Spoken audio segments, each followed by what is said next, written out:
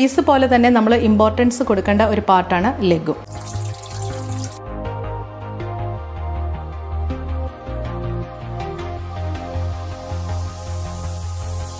നമ്മളുടെയൊക്കെ തെറ്റായിട്ടുള്ളൊരു ധാരണയാണ് ലേഡീസിന് മാത്രമാണ് പെഡിക്യൂറൊക്കെ അവൈലബിൾ ആണെന്നുള്ളത്. ജെൻസിനും പെഡിക്യൂർ അവൈലബിൾ ആണ്. ഒത്തിരി പേര് ഇവിടെ പെഡിക്യൂർ വന്ന് ചെയ്യാറുണ്ട്. ജെൻസും ചെയ്യാറുണ്ട്, ലേഡീസും ചെയ്യാറുണ്ട്.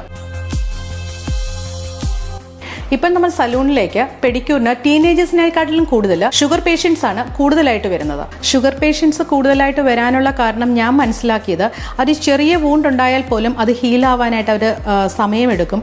അപ്പം അത്രയും ശ്രദ്ധിച്ചു വേണം നമ്മൾ ഓരോ കാര്യങ്ങളും അവരുടെ ചെയ്യാനായിട്ട്. ഇവിടെ നമ്മുടെ സ്റ്റാഫ് വളരെ ശ്രദ്ധയോടുകൂടിയാണ് ഓരോ കാര്യങ്ങളും ചെയ്യുന്നത്.